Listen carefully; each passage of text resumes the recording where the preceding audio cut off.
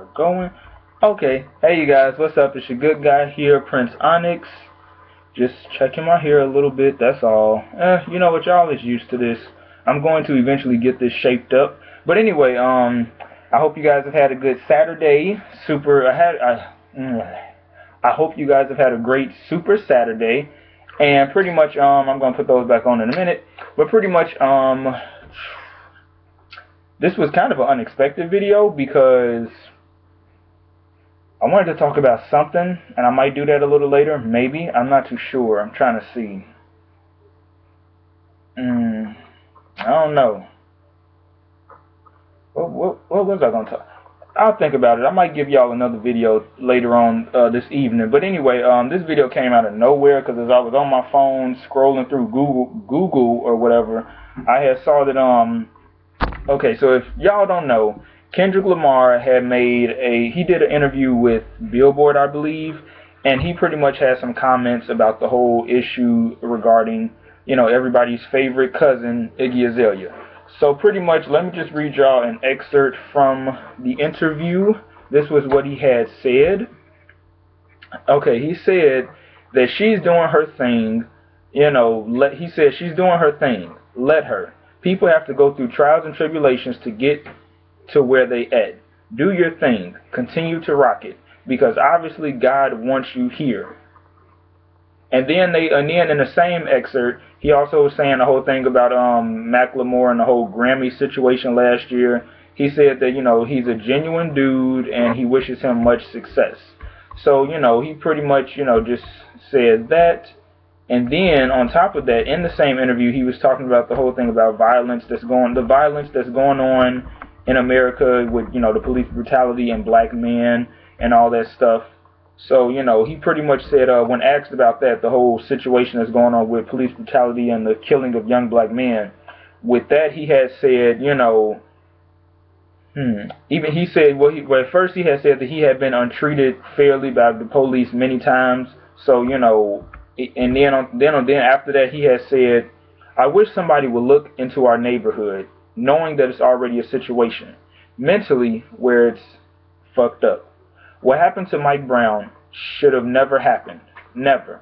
But when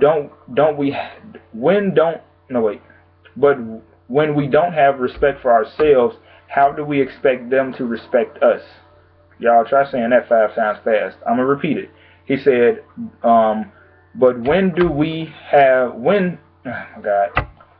don't have respect for ourselves, how do we expect them to respect us? It starts from within. Don't start with just a rally. Don't start from looting. It starts from within. And then he had said something about like, like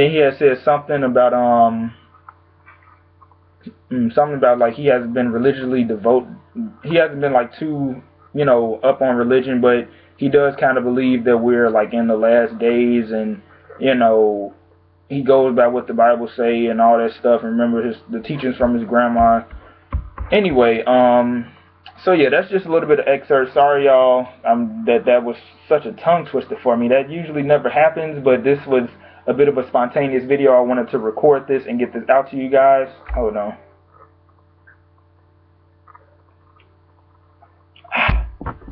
Wanted to record this and get this out to you all as soon as possible before it slipped my mind. So pretty much, you know, my favorite artist, Azealia Banks, she had, you know, pretty much blasted Kendrick Lamar for this interview. And while she did not at him on Twitter, she didn't name drop him, but she did quote him a little bit. So this is what Azealia Banks has said in response to that. She said, when we don't respect she pretty much quoted him right in this first tweet. She said, when we don't respect ourselves, how can we expect them to respect us? End quote. Then she said, dumbest shit I've ever heard a black man say. LOL, do you know about the generational effects of poverty, racism, and discrimination? There are things in society that benefit a select few of us. Fine. But don't put down the rest by saying they don't respect themselves. How dare you, in all caps. She said, how dare you, in all caps. Open your face to a white publication and tell them that we don't respect ourselves. Speak for your fucking self. These are her words, not mine. I really pray for the minds of the urban youth. I really do. Because I was once on the side of feeling like I wasn't owed anything. Once on the side of feeling like black people ain't shit, because that's what America and my social studies textbooks taught me. Becoming an adult and doing my own research has really, she put really in all caps, opened up my fucking eyes. And I get upset to know that there are still young black kids in our public schools being indoctrinated with the same shit they pumped into my head. And fuck all this shit about erasing racial barriers and getting along. Why does white America think blacks even want to be here? Question mark, exclamation mark. I really just want my fucking reparations and want you guys to stop killing my sons and telling my daughters they're ugly. Now, when she said that Azealia Banks did not have any children, she was just saying, you know, our sons, our young black men, and our daughters are, you know, young black women. She wants the men to stop being killed and the women to stop being told that they're ugly, thus making them want to, you know, do all these types of crazy surgeries and put all the weave in and the lace fronts and all that, you know, shit that really fucks up your head. You know, really look into that stuff, because weave is not good for any woman, so especially black women. All this stuff, it really messes with your not just your DNA, but it messes with you psychologically, and it just it's just the stuff that if people do their research, I bet you they wouldn't be rocking the weaves. That's all I'm saying. But anyway, I get what Azealia is saying, but in the same breath, it's like I feel that Kendrick was just, I feel like he is just tired of all the shit. I feel like, because Kendrick to me is a very peaceful guy, I just feel like he's tired of all the shit surrounding Iggy Azalea. He's probably tired of hearing about it, and he probably got tired of being asked about it, so he probably didn't speak on it in other interviews, but for the Billboard interview, he probably just got it off his chest and was just like, let her do her thing. You know, he believes that God put her here for a purpose, not like in America, but he put her in the world for a purpose. You know, just like all of us, we have a purpose. And I just feel as though, you know, Kendrick is just like, hey, just leave her alone. Let her be her. Let her do her music. You know, let her have her success. Because my thing is this, and this is just me, a little side note. I guess you can say distraction. Shit, my blue cone right over there too. Shit, it's right over there, y'all. Fuck it. Anyway, I feel that BET will probably never recognize Iggy Azalea, meaning that she will be nominated, sure, but I feel like she'll never win an award from the BET Awards or the BET Hip Hop Awards, because she really doesn't represent, to me, she doesn't represent hip hop.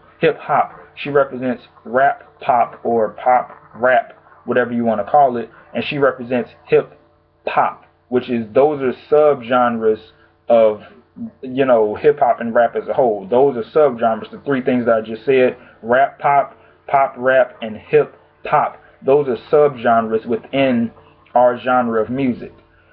So those are like subcultures and subgenres within the main, you know, header of this thing that we call hip hop and rap. So I don't feel that she represents that at all. I feel like she represents the pop side of it. So I don't feel like they will ever recognize her as far as giving her an award. But when it comes to these award shows like the People's Choice and MTV, the VMAs, American Music Awards, it was some other award show, I forgot. Well, I don't think it was televised, and if it was, I wasn't paying attention. But anyway, I feel like she will win the awards, and even the Grammys. I'm gonna just put it in there. She's gonna most likely win a Grammy. Let's just get that out the way, you guys. She is most likely going to win, and there's nothing we can do about it until they get like younger people on these voting boards for the Grammys, and we change some shit up. You know, our brothers and sisters, unfortunately, when it comes to rap and hip hop, they'll only be nominated. You know, it's sad, but it's true. You know, the truth hurts, and it's like, damn. But it's like, you know, she'll win. Iggy will win at these awards because of the people who run these awards. If you get what I'm saying, like, the people who run these awards look exactly like her, and they have family members that look exactly like her. So of course she's going to win. So that being said, does that mean that her music is, by God, it's the best? No. If anything, she had an okay slash good debut album. To be honest with you, I feel as though with Iggy, she needs to find her voice and really find herself, because it's like the industry, I feel they're trying to make her a white stand-in for Nicki. And I'm just going off of record sales and talent. She will never get up to the level that Nicki has gotten to, because Nicki is pretty much, she's here, and it's like Iggy is trying to come up to that level, but she'll never reach that level. She may get like here. Remember, this is Iggy, and this is Nicki. This is Iggy. She'll probably get like here, but she'll never surpass or get here. If she does get here, Nicki will be 10 steps ahead of her already. And that's not me just saying that because I'm a Nicki fan, but just the things that Nicki is doing. Like, damn, Nicki is already, she's 32, Iggy's what, 23? So it's like, Iggy, you got a long way to go. And again, with this only being, what, the 10th day of the new year, like, we got to see if Iggy is even going to still be relevant in 2015. Because, yes, you did have your year in 2014, but, can you stay consistent? But with that being said, with Azealia Banks, I understand where she's coming from. It's just okay, Azealia, I love her dearly, but sometimes I just wish she wouldn't go so damn hard on people. Because it's like, we can't tell each other's tones or accents over the internet when we Facebook or tweet. So you can't tell if somebody's mad or if they're angry or not, yada, yada, yada. I just feel that with Azealia, it's like, I get where you're coming from. You're tired. You're just sick. You're sick of black people defending Iggy and all this stuff. And then, when she said that whole part about, fuck trying to erase racial barriers and stuff like that, my thing is, diversity is fine by me. Integration is whatever. I just feel as though, who the fuck is at the door? Hell, who the hell is at the door? And anyway, sorry y'all, that was a distraction. I'm like, who the fuck is at the door? Anyway, shit, my comb is right there. Anyway, I just feel that, with Azealia Banks, she just has to tone it down a little bit, please. I mean, I get what you're saying, I understand. And it's like, with me, to be honest, y'all, listen, with the whole Iggy thing, I'm tired of the shit my damn self. I really am. I'm tired of this shit my damn self. Like, let this girl come in, do her music, leave this girl the hell alone. Let's focus on ourselves. Let's just focus on ourselves. Because with Kendrick Lamar, I understand what he said when it was like, basically what Kendrick was saying was, how can we expect the people who we want equality, we are, not begging them. No, we are demanding for equality from them. How can we demand equality when we really don't respect ourselves? Now, he wasn't saying that all of us don't respect ourselves, no. But what he was saying was the majority of us the majority of our community does not respect themselves. I can tell you just from me riding the bus and riding the train that these niggas don't respect themselves. Because if they did, they wouldn't be calling themselves niggas and thoughts and bitches. They wouldn't be disrespecting themselves and cursing and hooping and hollering all that shit on the train. Yes, Azealia Banks, I do love you dearly, but he wasn't saying all of us. He was just saying the fucking majority. Because it's not all of us. And that's the thing. It's not all of us. And it's like, damn, like, will people just shut the fuck up? Like, I'm just so sick of this shit. Like, let's have equality across the board and shut the fuck up already. If you got a problem with somebody being black, somebody being white, somebody being Hispanic, somebody being gay, transgender, transsexual, take your ass to another planet, because we don't need that shit here. Like, I ain't even, you know what, fuck it. It's 2015. We shouldn't be doing this shit, but we still are. And I'm just tired of it. I'm really sick of the shit. Like, I'm just really sick of the shit. Like, I get where she's coming from, but in that same breath, goddamn. It's just like yesterday, I was on Tumblr, and I ain't been on Tumblr in a minute. I've been taking a little break from Tumblr because some shit just, whatever. But anyway, I was scrolling through, and then I saw a picture of Kendrick Lamar next to Iggy Azalea, and it was somebody shared the article, of you know, him defending Iggy Azalea, and then under it, somebody had like a little GIF, a little like, you know, like a little GIF if you're on Tumblr, you know what I'm talking about, and it was that time Tyra Banks had yelled at that model, and she was saying, you know, we were all rooting for you. Basically, it was a black person saying that, you know, Black America, we were all rooting for Kendrick Lamar. But let me guess, now he's a traitor because he was, in a sense, defending Iggy Azalea. My thing is, he probably wants everybody to stop fucking complaining.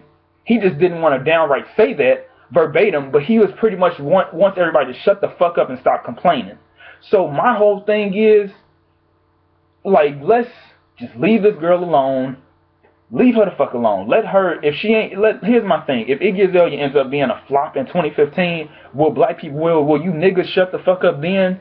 Because I'm just so sick of how, you know, why can't we focus on our damn selves and our community? Stop worrying about every fucking body else. That's the thing. We don't have a set plan on how to get equal rights. From the shit that I'm seeing on Instagram and Facebook and all my social media sites, we don't have a fucking plan. We are just going about this left, right, upside down. We are going about this in all types of fucking directions. Nobody's trying to come up with one fucking plan that we all follow and follow through. No, everybody wants to come up with their different plans. I just get so sick of this shit. And you know what? With that being said, let me bring it back in. With that being said, my thing is, I understand where Azalea's coming from, but Kendrick has a point. We cannot expect others to respect us as a whole when the majority of our brothers and sisters are disrespecting themselves, if not each other, therefore making all of us look bad. You know, when you have a batch of apples, it only takes one bad apple to make the whole bunch look bad. If you were in elementary school and grammar school, you heard that before. It only takes one bad, spoiled, rotten apple, whatever they called it, to make the whole rest of the batch look bad. And in this case, we have too many spoiled apples and not enough good ones in our community. So I get what he was saying at the end of the day, and that's that. I will put the links down. Trying to calm down from my little rant, you guys, but that shit bugs me to my fucking core. Anyway, I will put the 2 links down in the description box. You can check out the interviews for yourself and comment below and tell me what you thought. This is Prince Onyx signing off. I will come back to you guys later. Shit. Oh, God. It's like, you know what?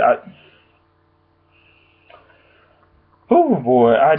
This shit is so draining, y'all. I'll see y'all later. This shit is draining. Bye.